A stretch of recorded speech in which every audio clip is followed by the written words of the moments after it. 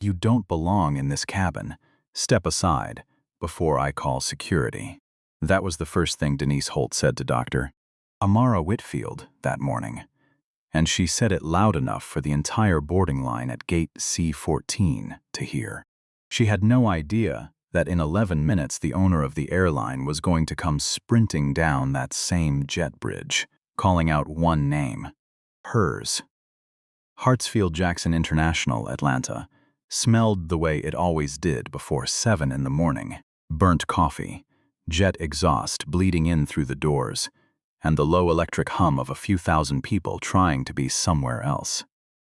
Dr. Amara Whitfield rolled her carry-on toward the priority line with the kind of calm that took 20 years to build. She was 44 years old.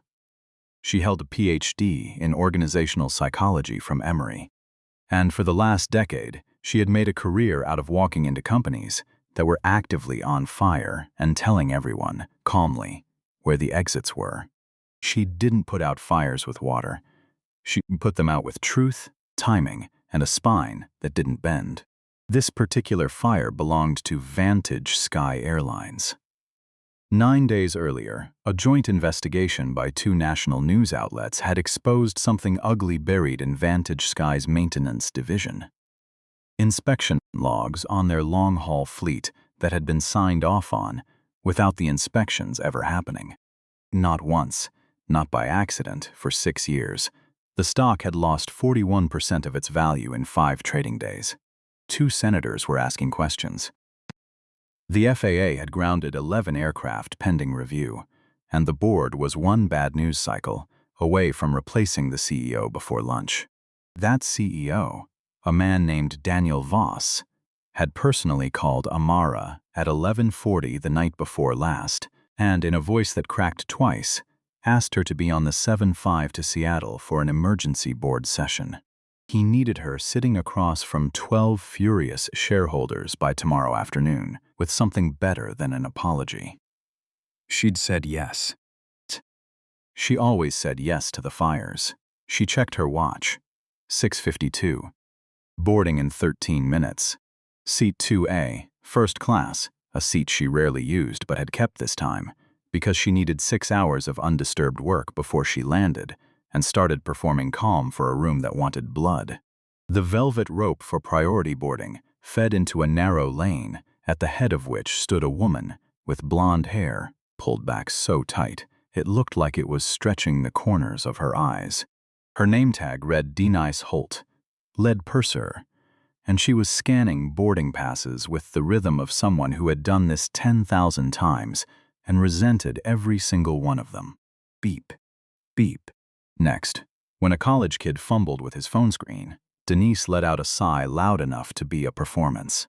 "Sir, if you're not ready, step out of my line." Amara had seen this show before. Every frequent flyer had. She stepped up, held out her phone with the boarding pass glowing on the screen, and said nothing extra, just waited. Denise didn't look at the screen first. She looked at Amara, the simple charcoal blazer, the natural curls pulled back low, the leather tote that had seen 4 continents, and something in her face changed, quiet and immediate, like a door closing 3 rooms away. "This is the first-class line, ma'am." "I know," Amara said. "I'm in it." Denise took the phone instead of scanning it, holding it the way you'd hold something you suspected of being contaminated. She stared at the screen, then at Amara, then back at the screen, longer than necessary. "Huh," she said, loud enough for 6 people behind Amara to hear. "That's interesting. Is there a problem?"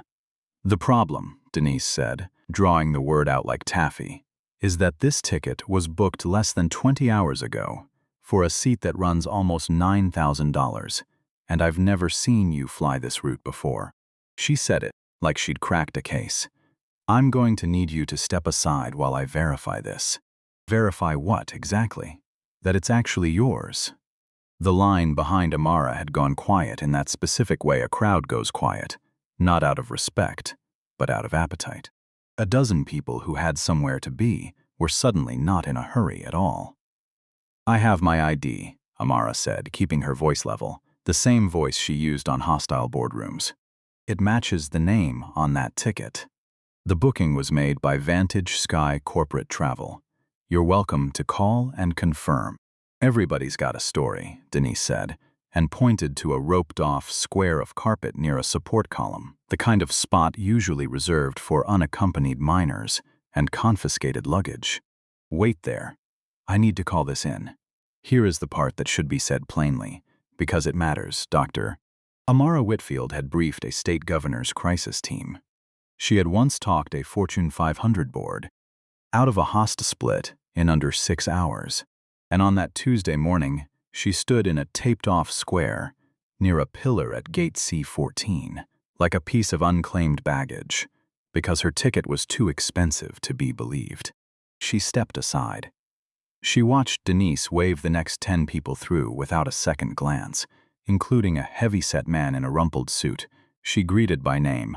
"Morning, Mr. Callahan, seat 2B, champagne's waiting," with a smile that had not once been aimed at Amara.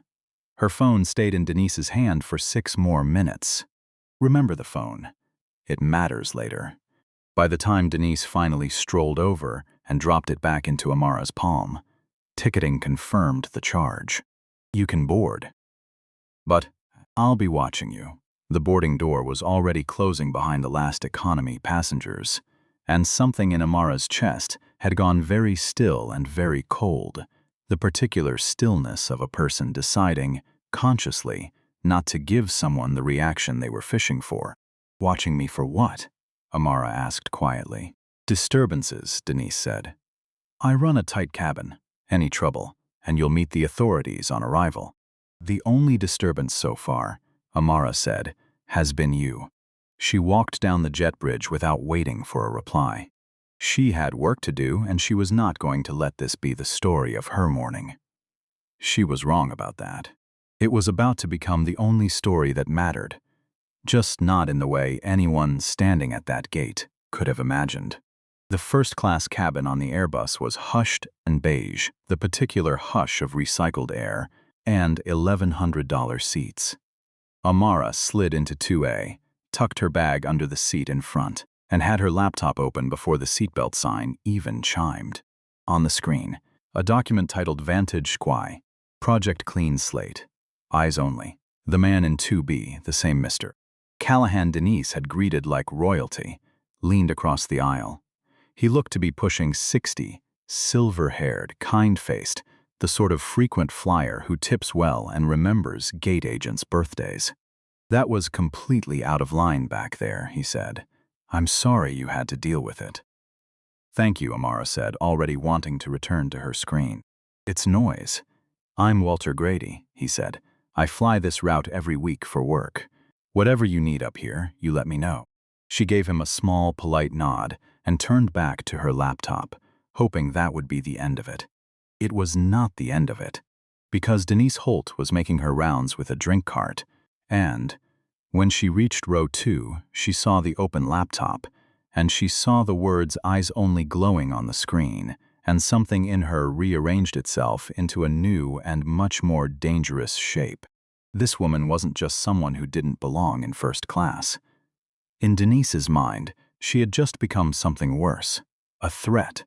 "Ma'am, you'll need to close that. Electronics aren't permitted before departure." "The door's still open," Amara said, not looking up. "We haven't pushed back." "The rule," Denise said, "is what I say it is, and that document looks confidential. I'm not sure you're cleared to have it." Amara's patience, which had survived board members throwing water bottles and a CEO once vomiting from stress in front of her, finally began to fracture, 1 degree at a time. "You weren't sure about my ticket. Now you're not sure about my laptop. It seems like you're unsure about a great many things, except your own authority to keep harassing me." The cabin went silent, in the second way a cabin goes silent. Not appetite this time, but dread. Walter Grady winced. Denise's face flushed a deep, blotchy red. "That's it," she said. "You've been combative since the gate. You're in possession of sensitive corporate material you can't verify as yours, and I am not comfortable with you on this aircraft." She unclipped the interphone from the bulkhead. "This is Purser Holt at door 1L. I need a ground supervisor for a non-compliant passenger removal." Sit with that for a second, because this is the moment the story stops being about rudeness and starts being about power. A woman with a scanner and a name tag had just decided, on her own authority, to end another woman's career. Because Amara Whitfield being pulled off a flight for security reasons wouldn't just cost her 6 hours. It would flag her file. It would make headlines the wrong way. 12 hours before she was supposed to walk into a boardroom and save 11,000 jobs. "Denise, don't." Walter was already unbuckling his seatbelt. "This is a mistake. This woman has done nothing. Sit down, mister." "Grady, this is an FAA matter." A second flight attendant, a broad-shouldered man named Cole, was told to stand by Amara's seat and make sure she didn't leave it. He looked deeply unhappy about it. He kept his voice low. "Ma'am, if you just put the laptop away, maybe we smooth this over before the supervisor gets here." "She's already called for my removal," Amara said, and her voice had gone flat and quiet, the voice of someone doing math on how bad this could get. Putting the laptop away doesn't undo that. Denise stood by the galley with her arms crossed and a look on her face that Amara recognized instantly, because she'd studied it in 100 corporate cover-ups. It was the look of someone who believed, completely and sincerely, that they were the hero of this story. Here's a detail worth holding on to. Pinned to the lapel of Amara's blazer was a small brass compass, no bigger than a quarter, worn smooth at the edges. Her father had carried it in his uniform pocket for 31 years, working the tarmac at this very airport, loading bags onto the planes he never once got to ride in first class. He gave it to her the week she finished her doctorate and said only, "Point yourself true, baby, and let the rest sort itself out." She touched it now, without thinking, the way she always did when a room turned ugly. It would still be pinned to her jacket, months from now, on a very different kind of morning. Remember it. The seconds stretched out like taffy. Amara sat perfectly still, hands folded over her closed laptop, running the only calculation that mattered. Fight and look like exactly the stereotype this woman wanted. Comply and get physically removed from a flight for a crime that didn't exist. Either way, by tonight, there would be a phone video of a black woman being pulled off a plane in handcuffs, and Vantage Sky Airlines would have handed the story away for free. She was, for the first time in years, completely out of moves. "I am a Platinum Circle flyer with this airline," Walter said, standing up fully now, refusing to sit despite Denise's glare. "I spend over $110,000 a year with Vantage Sky. I am telling you, as your most loyal customer, that you are wrong, and I am recording every second of this on my phone." "Mr. Grady, I am shocked at you," Denise snapped. "This woman could be filming trade secrets for all we. She's looking at a spreadsheet, Denise. Sit down." Two figures appeared through the open aircraft door. The first was a tired-looking ground supervisor named Priya, clipboard in hand. The second man behind her stopped the entire cabin cold. He was tall, thin, his tie loose, his gray hair disheveled like he'd been dragging both hands through it since sunrise, and he moved like a man who was losing several $1,000s a second, and knew it. He was Daniel Voss, CEO of Vantage Sky Airlines, and he was not supposed to be anywhere near Gate C-14 that morning. He was supposed to be in a car, heading to a different flight entirely. "Where is she?" he said, to no one and everyone. "Is Dr. Whitfield on this aircraft? Did she make it?" The cabin froze, the first of 2 moments that morning where nobody moved, nobody breathed, and the recycled air itself seemed to hold still. Denise Holt's face went the color of old paper. Slowly, Amara raised her hand. "Daniel, I'm here." Relief crossed his face like weather breaking. He crossed the cabin in 4 strides, gripping the edge of her seat as if it were the only solid thing in the building. "Thank God," he said, his voice a whisper meant only for her, though half the cabin heard it anyway. The board moved the emergency session up. They want blood by 4 o'clock today. I've been on the phone with lawyers since 4 a.m. Lena, Amara, I need you in that room with everything you've got, and I need it now. He finally looked up. He registered Cole standing awkward guard beside her seat. He registered Priya's clipboard, and then his eyes landed on Denise Holt, standing by the galley with an expression that had gone from smug to something closer to a woman, watching her own life catch fire. "What," Daniel said, his voice dropping several degrees, "is happening here?" Priya stepped forward, consulting her clipboard. "Sir, Purser Holt called in a non-compliant passenger for removal. Seat 2A, reported as a security concern." Daniel Voss turned, very slowly, from the clipboard to Denise Holt. He was not a stupid man. He had clawed his way up through regional operations for 22 years before making CEO. And he knew exactly how to read a cabin. He looked at the woman he'd flown across the country to beg for help. He looked at her laptop, closed now, sitting harmless in her lap. He did the math. "A security concern," he repeated. "Dr. Amara Whitfield. The woman I hired 18 hours ago for $1,100 an hour to save this airline from a federal investigation. That's who you called security on." "She wouldn't put her laptop away," Denise stammered, her voice climbing an octave. "She had a confidential document open. Sir, I was protecting the company." "You were protecting the company," Daniel said, "from the only person on this aircraft who might actually be able to save it." That was the first layer of the truth, coming loose. But it wasn't the last, and it wasn't even close to the worst part. Because Walter Grady, had been filming the entire thing since the gate. Every word. The confiscated phone, the taped-off square of carpet, the interphone call, all of it in his pocket, waiting. And because when Priya pulled up the passenger manifest to double-check the flag on Amara's profile, what she found wasn't a fraud alert.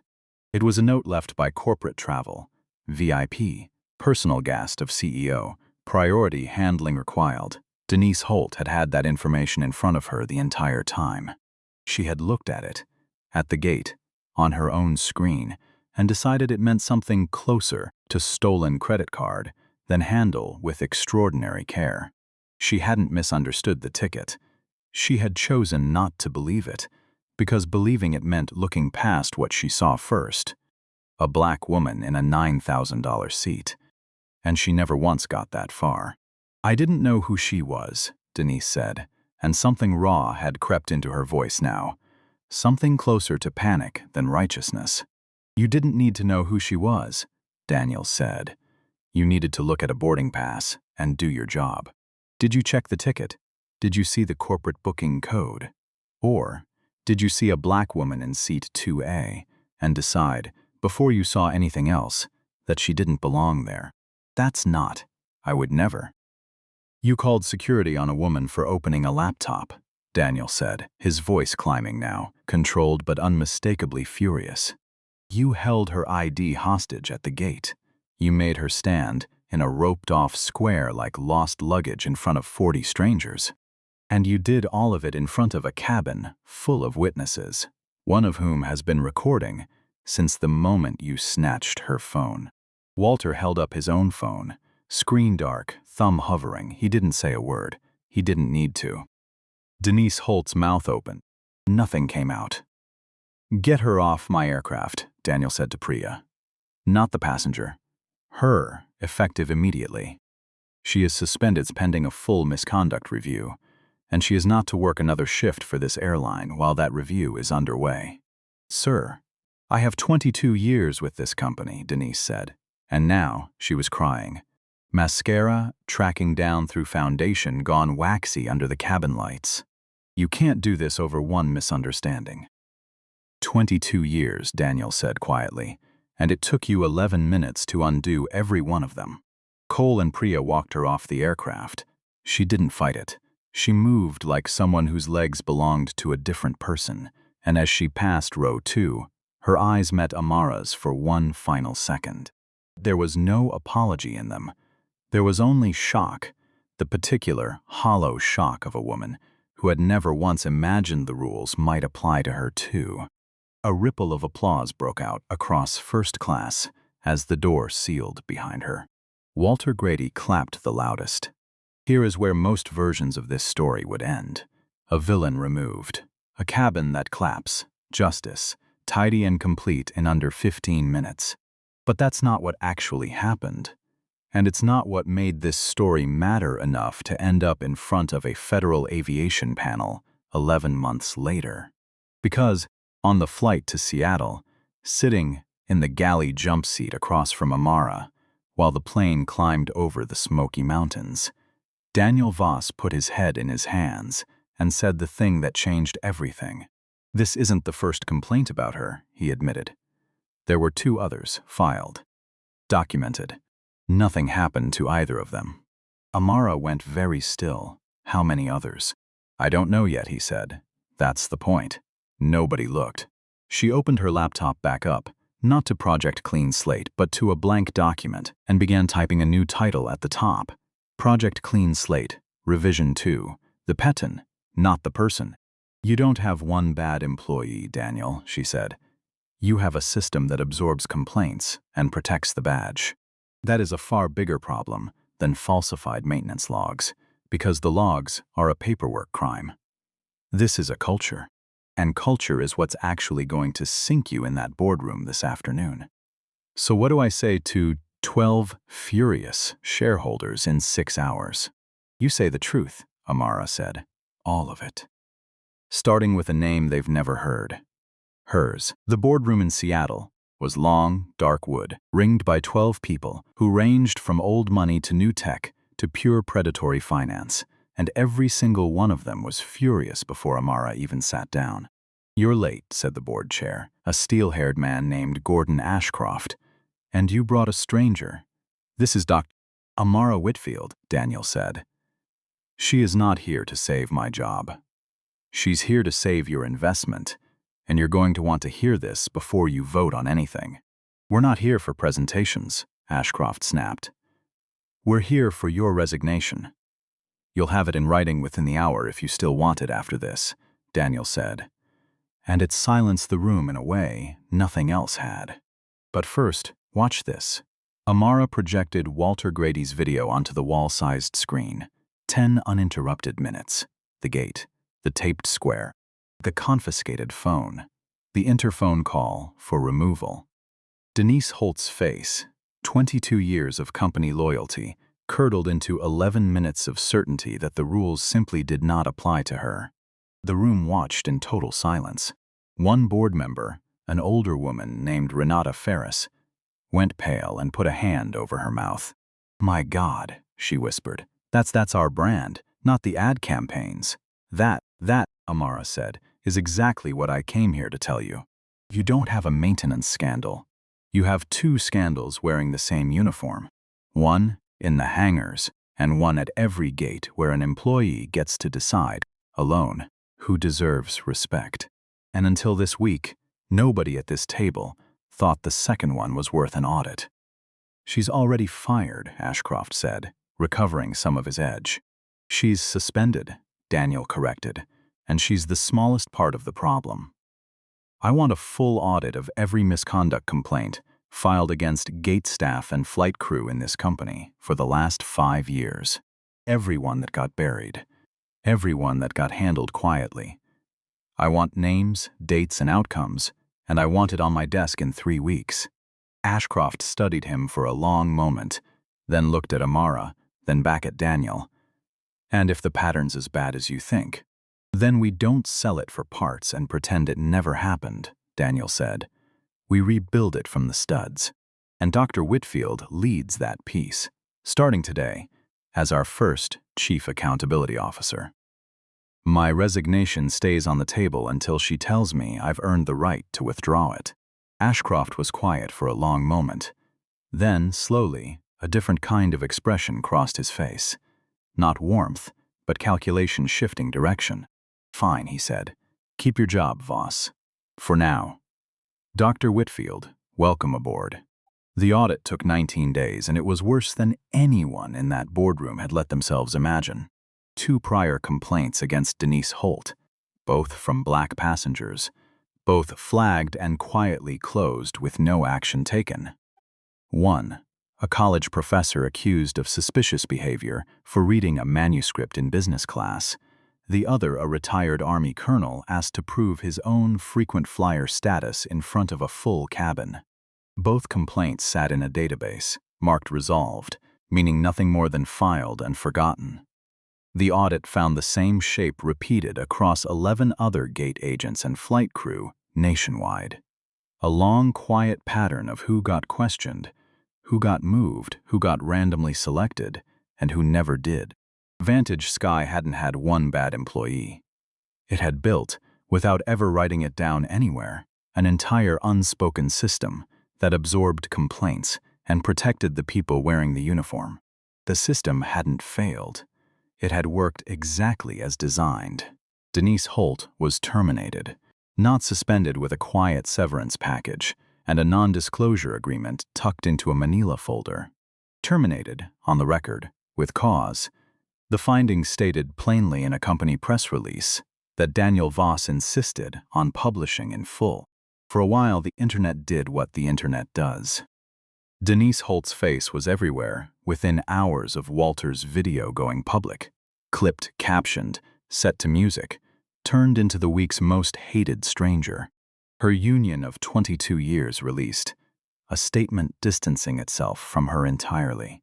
No employment lawyer would touch her wrongful termination claim once the second and third complaints surfaced alongside the first. She lost the condo in 6 months. A part-time coffee shop job ended the same afternoon. A 19-year-old shift manager recognized her from a video and quietly told her not to come back. It would be easy to call that karma and stop there. Amara didn't, because a punishment and a lesson are not the same thing, and she had learned a long time ago that only one of them actually changes anything. 9 months after the flight to Seattle, Amara received a letter, an actual letter, handwritten, forwarded through the company's legal department, because Denise Holt had no other way to reach her. It was 3 pages, and it did not ask for a job back, or a reference, or forgiveness dressed up as either of those things. It said, in careful, uneven handwriting, that Denise had spent 4 months telling herself she'd been unlucky, made an example of, caught on the wrong day by the wrong camera.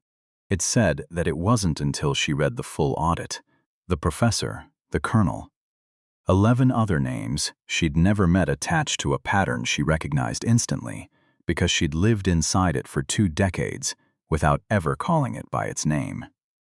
That something in her finally broke open instead of just breaking. I convinced myself I was protecting something, the letter read. I never once asked myself what I was protecting it from. Amara read it twice. She did not write back right away. When she finally did, months later, it was 4 sentences long, and it said only that understanding what you did doesn't undo it, but it's the only thing that was ever going to matter afterward, and that she hoped Denise found work worth doing with whatever came next. She never heard from her again. She didn't need to. The letter had already done what a letter like that is supposed to do. 1 year, almost to the day, after Amara stood in a taped-off square of carpet at Gate C-14, Vantage Sky Airlines gathered its employees, its board, the press, and its first graduating class of a new internal program in Hangar 6 at Hartsfield-Jackson, the same airport, a very different morning. The hangar smelled of fresh paint and catered coffee instead of jet fuel and stale anxiety. On a stage at the front stood Dr. Amara Whitfield, the small brass compass still pinned, as it always was, to the lapel of her blazer. 1 year ago, she said, her voice filling the cavernous space, I came to this airport to fix a maintenance scandal. Before I even boarded the aircraft, I discovered a second one, a company that had mistaken authority for judgment and had built an entire quiet system to protect that mistake. A murmur moved through the press section. This was more candid than any of them had expected. Many of you have seen the video from that flight, she continued. You saw an employee decide, in the space of about 11 minutes, that a woman didn't belong in a seat she'd paid for. What you didn't see is that it wasn't the first time. It had happened before. It had been filed and closed and forgotten twice because the system was built to protect the badge instead of the passenger. She let that sit in the silence for a moment. People ask me if I feel like justice was done, she said. They're usually satisfied to hear that she lost her job, her home, her name in every headline for a month. But that isn't justice. That's a consequence. A consequence is quick, it's finite, it ends. What we built instead, the audit, the new complaint line that reports directly to my office, the mandatory training every single employee takes, including the CEO, including me, that's not a consequence. That's the harder thing. That's a system built to make sure 11 other names never happen again. Daniel Voss sat in the front row beside Gordon Ashcroft, both of them quieter men than the ones who'd stood in that boardroom a year earlier. Walter Grady sat 2 seats down, and when Amara's eyes found his, he gave her a small, proud nod. We didn't just fire one employee, Amara said. We took this company down to the studs and rebuilt it. Because the badge was never supposed to be more important than the person wearing it. And it was never supposed to be a weapon against the person standing in front of it, either. The applause that followed wasn't polite. It was the loud, unguarded kind that comes from people who'd been holding their breath for a year without quite knowing it. Afterward, over quiet coffee instead of champagne, Daniel found her by the hangar doors. I've run out of ways to thank you, he said. You don't need new ones, Amara said. You just need to keep doing the next right thing after I've walked out that door. His face flickered with something close to alarm. Wait, you're leaving? My contract's up, Daniel, she said, smiling. I was the surgeon. The patient's stable now. What you need next isn't a crisis manager. You need someone doing the daily checkups, making sure it never creeps back. Where will you go? She touched the small brass compass on her lapel, the one her father had carried across this same tarmac for 31 years, without ever once sitting in the seats he loaded bags into. I think, she said, I'd like to just be a passenger again for a while. She picked up her briefcase, the same one from that morning at gate C14, and walked out into the Georgia sunlight toward a flight she'd booked herself in a seat that no one this time would ever question. And that's the story. A stranger doubted the wrong woman for 11 minutes, and it cost her everything she'd spent 22 years building. Not because the universe is fair, but because one company finally decided to look at a pattern instead of an incident, and one woman decided that real justice isn't just punishment, it's making sure it doesn't happen to the next person standing in that line. If this story moved you, stay a second longer and ask yourself the question Amara never got to ask out loud that morning. How many people have you looked at and decided, before you knew a single fact about them, that they didn't belong? If you want more stories like this one, real conflict, real consequences, and the kind of ending that actually means something, subscribe. And we'll see you in the next one.